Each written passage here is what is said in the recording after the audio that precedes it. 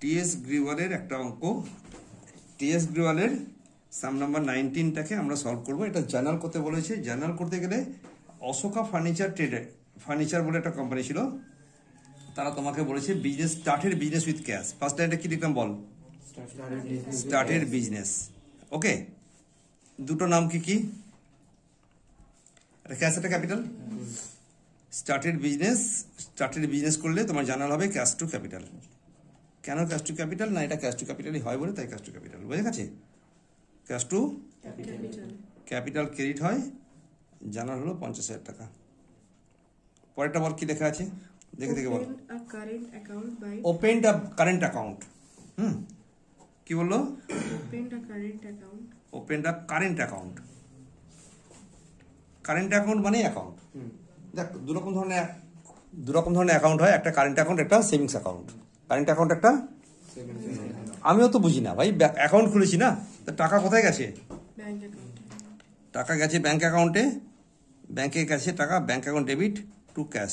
কোনো অসুবিধে? ছোট করে বলছি, ভিডিও ছোট করার চেষ্টা করছি। 3,50,000 টাকা, 3,50,000। বোঝানোর কিছু নেই, cash goes out, I carried. পরেরটা, purchased machinery against cheque. Purchased machinery, 3 নম্বর আছে purchased machinery, PUR, purchased machinery against cheque. হ্যাঁ, কি বললাম? বল তাড়াতাড়ি করে। পারচেস তোর টোকার তখন এখন মেশিনারি বাই চেক বা এগেনস্ট চেক। জানো দুটো নাম বলো, কি কি হবে? একটা মেশিনারি কি কামস ইন না গোজ আউট? মেশিনারি কামস ইন, তাই এটাকে কি করব? ডেবিট করব। আর চেক মানে ব্যাংক থেকে টাকা বেরিয়ে গেল, তাই ক্রেডিট করব। জানো বলো কি লিখলাম তাহলে?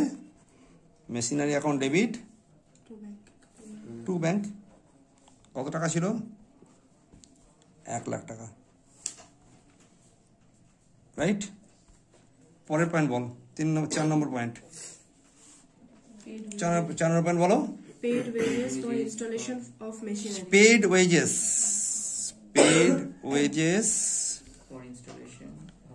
for installation of machinery. এই মেশিনারি ইনস্টল করার জন্য যদি কোনো ওয়েজ দেওয়া হয়, সেটা হচ্ছে কিন্তু মেশিনারি অ্যাকাউন্ট, নট ওয়েজেস। আমার যে রেসপেক্টিভ দুখানা নাম হয় না, দুটো নাম তো ফার্স্টে খুঁজতে হয়। তো if we want to find out 2 names, it is for machinery installation, so it's a type of machinery expenses. বোঝা গেছে না বোঝানি? যদি মনে কর জমি চাষ করার জন্য ওয়েজেস দিয়েছো, তাহলে ওয়েজেস লিখতাম।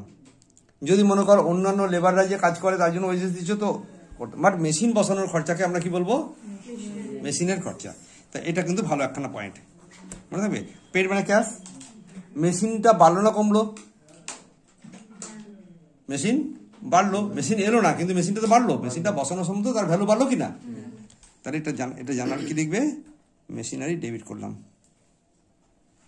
Two cash. পাক্কা? এটা অনেকেই কিন্তু ওয়েজেসকে ডেবিট করে দেওয়া ভুল করতে পারো, বাট আবার বলে দিই, wages meant for installation of machinery is nothing but machinery. Never forget ইট।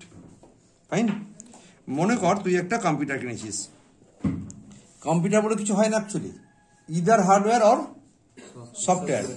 আর শুধু হার্ডওয়্যার কোনো কম্পিউটার কি? তার মধ্যে কি দিতে হবে? সফটওয়্যার। তাহলে software installation cost is the part of that computer. তাহলে আমি যখন কম্পিউটার কিনছি তখন কি লিখবো? ওই installation cost, installation of software যদি কস্ট নেই কোনো, সেটা পার্ট অফ দ্য কম্পিউটার হবে। সো কম্পিউটার এখন ডেবিট লিখবো। ক্লিয়ার না? এরপরে বলেছে ওরা নাকি বলছে, ওরা তো কাঠের কোম্পানি, ফার্নিচার বানায়, ওরা টিম্বার কিনেছে। টিম্বার মানে যেটা নর্মাল কাঠ, যেটা মানে গাছটা কেটে যে বার করা হয়, ওকে টিম্বার বলে। Purchase timber from Jolly and company, Ludhiana, at a list price of 20,000 less 10% trade discount. কি বললাম? কি কিনেছে বলো আবার? Purchase timber, TIMBER, timber. Purchase timber কিনেছে। হ্যাঁ, এতে list price at list price কত ছিল? লিস্ট প্রাইস তো শুনেছিস নামটা কোনদিন? ওষুধের শিশির গায়ে লেখা থাকে একটা price, that is list price. বোঝা গেছে? অফ রুপিস কত? 20,000। 20,000 রুপিস ছিল list price at trade discount. কি ডিসকাউন্ট? Trade discount. যখন একটা বিজনেসম্যানকে ডিসকাউন্ট দেয় at the time of any purchase, that is called trade discount, purchase or sale. পাক্কা? এটা হলো কত পার্সেন্ট? 10%. 10%। তুমি এই পদ্ধতিটার জন্য কি করবে সেটা বলি। এই পদ্ধতিটার জন্য কি করবে এটা বুঝবেন? আচ্ছা, এখানে কিছু রুল লিখে রাখি। হ্যাঁ, রুলটা এই যে ট্রেড ডিসকাউন্ট শুধু মাইনাস করবে, জাস্ট ডিডাক্ট। কি লিখলাম বল? জাস্ট ডিডাক্ট বলো, শুধু কি বলো? জাস্ট ডিডাক্ট দ্য টিডি। এটা একটা স্লোগান লিখলাম। ট্রেড ডিসকাউন্টকে শুধু বিয়োগ করতে হয়, আর কিছু করতে হয় না। নট অ্যাকাউন্টেড ফর, এর জন্য কোনো অ্যাকাউন্টিং ডেবিট বা ক্রেডিট হবে না। ওকে, তাহলে নো অ্যাকাউন্টিং ফর টিডির জন্য কোনো অ্যাকাউন্টিং হবে না। তার ডেবিট হবে না, ক্রেডিট হবে না। ক টাকা দিয়ে কিনেছিলাম আমরা? কথা জোরে বল। 20,000. আর কেউ কথা বলছে না? এই নে হামান বল। 20,000 দিয়ে কিনেছিলাম। 10% ডিডাক্ট করতে বলেছি, তাহলে কত টাকা দিয়ে জানাল হবে? 18,000 টাকা। 2,000 টাকা মাইনাস। কি কিনেছি? টিম্বার কিনেছি। টিম্বার হচ্ছে এদের কাছে পারচেস, গুডস।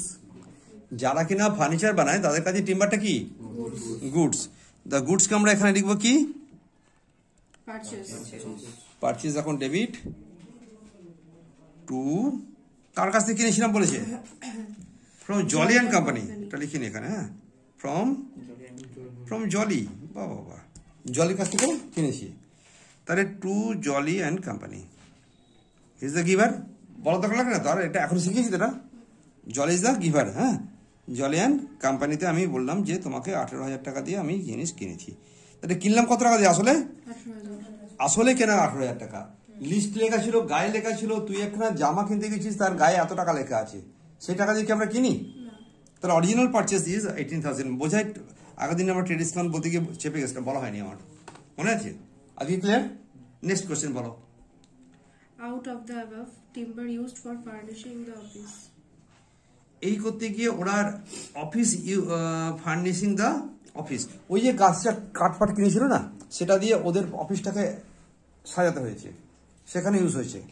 তাহলে আমি এটাকে কি লিখবো? তাহলে টিম্বার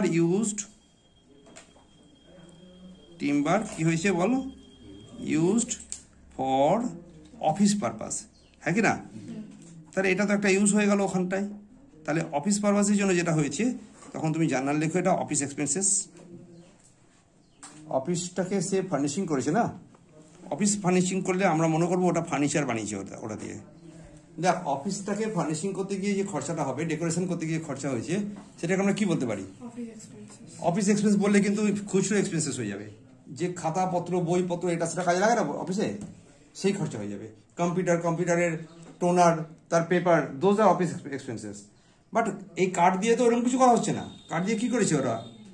Furnishing. ফার্নিশিং করেছে, সাজিয়েছে ঘরটাকে, সেটাকে আমরা ফার্নিচার বলছি। বোঝা যাচ্ছে না? এই ফার্নিচারটা কি দিয়ে করা হলো? টিম্বার দিয়ে। আরে বাবা, তাতে করে বল, কি দিয়ে করা হলো? টিম্বার দিয়ে যদি ফার্নিশিং করা হচ্ছে, তাহলে এই টিম্বারটা তো আমাদের পারচেসের মধ্যে ছিল, তাই পারচেসকে ক্রেডিট করলাম। ক্লিয়ার লাগছে না? কত টাকা বলো? 5,000 টাকা, রাইট? নেক্সট কোশ্চেন বলো কি আছে? 7 নম্বর কোশ্চেনে কি আছে? Sold timber to Rakesh on the list price of 10,000 and allowed him 10% trade discount. ভারে মাঝে কথাবার্তা। সোল্ড কাকে করেছে? Rakesh. Sold timber to Rakesh. ওরা কিছু কাঠ বিক্রি করেছে কাকে? Rakesh. আরে বল না কাকে? Rakesh. রাকেশকে বিক্রি করেছে। তার লিস্ট প্রাইস কত ছিল? 10,000.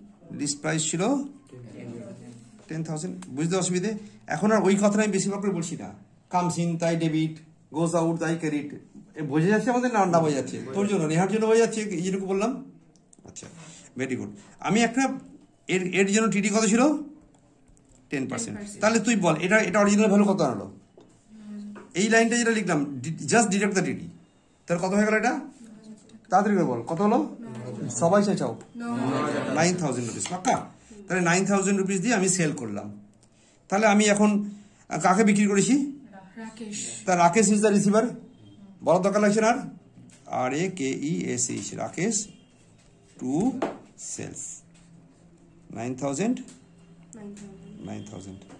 ওকে, নেক্সট কোশ্চেনে বলা হচ্ছে রাকেশ রিসিভড, না কি আছে, issued a cheque to Jolly and company in full settlement. ওরা ফুল লেখেনি শব্দটা, বাট মানে তাই, ইস্যুড আ চেক, কাকে চেক দিয়েছে বলো? Issued a cheque to Jolly, তো জলিকে চেক দিলাম। ইন ফুল কথাটা ওরা লেখেনি, আমি লিখে নিলাম ইন সেটেলমেন্ট। ইন মানে মিটমাট করার জন্য ওকে চেক দিয়ে দিলাম, সেটেলমেন্ট। কত টাকা দিয়েছে? কত টাকা দিয়েছে? 17,500। বলো। 17,500 কত? 17,500 টাকা। এক অশান্তি হলো। জলিকে বিক্রি করেছিলাম 20,000 টাকা দিয়ে, মনে পড়ছে? 10% ছিল ট্রেড ডিসকাউন্ট। তাহলে অরিজিনালি জলি কত, জলির কাছে কত টাকা ছিল? 18,000। আমি কি কোনো গুডস ফেরত দিচ্ছি ওকে? কিচ্ছু ফেরত দিইনি, দিলাম ক টাকা এখন? 17,500। তাহলে এখান থেকে যদি 17,500 টাকা দিই, তাহলে জলির নামে হলো 18,000 টাকা। কালকেরটা আবার রিপিট করছি। পেমেন্ট কত করেছি? 17,500 টাকা হচ্ছে পেমেন্ট। ওই 17,500 টাকা পেমেন্ট। এটা কি চেক দিয়েছি তো? তো এটা হলো ব্যাংক, রাইট? আর তুই বল বিচ মে কি হয়েছে, একটা ডিসকাউন্ট হয়েছে না হয়নি? হ্যাঁ, এই জায়গাটাতে দেখা যাক আবার। হ্যাঁ, এই লাইনটাতে লেখা হলো issued a cheque to Jolly in full settlement for rupees 17,500 টাকা। কি বললাম বলো? ইস্যুড আ চেক, কত টাকা চেক ইস্যু করলাম? কথা বল জোরে জোরে। 17,500 কাকে দিলাম? জলিকে। তাহলে একটা লোকের নাম বেরোলো জলি, একটা নামকে বলো Jolly. Jolly is the receiver, Jolly is the receiver. রিসিভারকে কি করে? ডেবিট। তো জলিকে করলাম ডেবিট 18,000 টাকা। কত দিলাম? 17,500। তাহলে ক্যাশ বা ব্যাংক যেটা আছে এখানে, ব্যাংকে আছে 17,500, এটা ক্রেডিট করলাম, দিলাম বলে গোজ আউট। কোনো অসুবিধা করার জন্য ভাই 18,000 পেত, দিলাম 7,500, তাহলে ক টাকা ছাড় হলো? ছাড় কি ইংলিশে কি বলে? ডিসকাউন্ট। এই ডিসকাউন্টটা পেলাম না দিলাম? পেলাম। পেমেন্ট করার সময় পাই, পেমেন্ট করছি টাকা, পাচ্ছি ডিসকাউন্ট। কত টাকা হলো? 500 টাকা। জানাটা তাহলে বলো কি করবো? Jolly debit to bank to discount, general হয়ে গেল। জলি ডেবিট 18,000 টাকা, টু ব্যাংক 17,500, টু ডিসকাউন্ট 500। তোরা কিন্তু ছকে লিখে লিখে করবি। পরে পয়েন্ট। এবার চিন্তা করলাম জলিকে যখন টাকা আমরা দিয়ে দিলাম, তাহলে রাকেশের কাছে টাকাটা নিয়ে নি। রাকেশকে 10,000 বিক্রি করেছিলাম। কি লেখা হলো এখানে বলো? Received from Rakesh in settlement. কত? আমি তো একটু আগে ওকে বিক্রি করেছিলাম 9,000 টাকা, তাই না? তাহলে এখানে বলতো তিনটে নাম কি কি হলো? রাকেশ। কত লিখবো? 9,000 টাকা। 9,000কে রাকেশকে যে চেকটা দিলাম, রিসিভারটা কিবার হলো? রাকেশকে চেক দিয়েছি আমরা না, রাকেশের কাছে চেক পেয়েছি, আমরা পেয়েছি, তাহলে গিভার হয়ে গেল। এ হয়ে গেল গিভার, GIVER, গিভার হয়ে ক্রেডিট হলো। 1 নম্বর পয়েন্ট। 2 নম্বর, আমরা রিসিভ চেক করেছি, চেক, টাকা এলো না গেল না? ঠিক করে বলো। চেক পেয়েছি, তাহলে কামস ইন ডেবিট আর ক্রেডিট? ডেবিট। এটাই ভালো বুদ্ধি শেখা হচ্ছে ভাই। আমি পেতাম, আমাকে রাকেশের কাছে 9,000 টাকা পেতাম, আমি ওকে 8,750 টাকা পেয়েছি, তাহলে কত টাকা আমার ছাড় হয়ে গেল? 250 টাকার এই ছাড় হলো। এটা ডিসকাউন্ট না ডিসকাউন্ট নয়? এটা ডিসকাউন্ট যখন হলো তখন বলো এটা ডিসকাউন্ট অ্যালাউড না ডিসকাউন্ট রিসিভড? ডিসকাউন্ট অ্যালাউড, কারণ এটা আমার একটা ক্ষতি হয়েছে। তাহলে এটা হলো ডেবিট, এই টাকাটা হচ্ছে কামসিন বলে এটা ডেবিট, আর এ হচ্ছে গিভার বলে ক্রেডিট। জানার করতে পারবো না? বলো কি জানার করবো এখানটায়? ব্যাংক অ্যাকাউন্ট ডেবিট, আর লিখতে ইচ্ছা করছে না, ঠিক আছে লিখি তো, এখন বলছিস ব্যাংক অ্যাকাউন্ট, বল ব্যাংক অ্যাকাউন্ট ডেবিট কত টাকা? 8750। ডিসকাউন্ট অ্যালাউড অ্যাকাউন্ট ডেবিট 250, আর বল টু রাকেশ কত? 15,000 টাকা। একদম ক্লিয়ার, ডান। পরেরটা কি আছে? পেড টু লয়ার, আর কিছু কাজে নেই। পেড টু লয়ার, ফিজ পেড টু লয়ার, কি বললো এটা? ফিজ পেড টু লয়ারকে ফি দিয়েছি কেন? নিশ্চয়ই লিগাল এক্সপেন্সেস টাইপের কিছু নাম, তোর তা মাথায় আসেনি। তুই ফিজ এখন ডেবিট কর, খরচা তো। To lawyer, to cash, paid আছে না, পেড মানে ক্যাশ। তাহলে আমি যেহেতু মনে করছি আমি বুঝবো এটাকে, তাই আমি লিখলাম লিগাল এক্সপেন্সেস বা লয়ার্স ফিজ, তাই লিখ তুই, আমার কোনো আপত্তি নেই। বাট আমি হলে লিখবো legal expenses debit to cash. কত টাকা? 15,000 টাকা লয়ার হিসেবে দিয়েছে, হলো। পরেরটা বল। পরেরটা ছিল issued a cheque for rent in February. আমরা অঙ্কটা কবে করছি? অঙ্কটা জানুয়ারি অঙ্ক, ও ফেব্রুয়ারি, এটা এই মাসের জন্য, অসুবিধা নেই, কোনো প্রিপেড বা কিছু নেই। তার রেন্ট পেড, বাংলা কথা হচ্ছে কি? Rent paid. জানালে বল তাড়াতাড়ি করে। রেন্ট একটা খরচা, ওই রেন্ট একটা এক্সপেন্সেস, এক্সপেন্স খরচ করতে ডেবিট, আই লাভ ক্রেডিট। এটা আর বলতে গেল আছে না তো?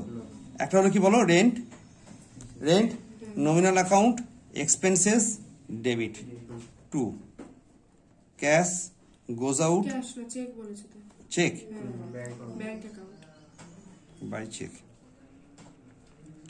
ব্যাংক লেখো, হ্যাঁ, ব্যাংক রিয়েল অ্যাকাউন্ট বা ওই পার্সোনাল অ্যাকাউন্ট সব কিছু ভেবে নিয়ে ব্যাংক ক্রেডিট হলো। চলবে না চলবে বলো? ক টাকা বলো? 5,000। একদম ক্লিয়ার লাগলো না? ক্লিয়ার লাগলো না? কোনো অসুবিধা নেই কারোর জন্য তো? ডান।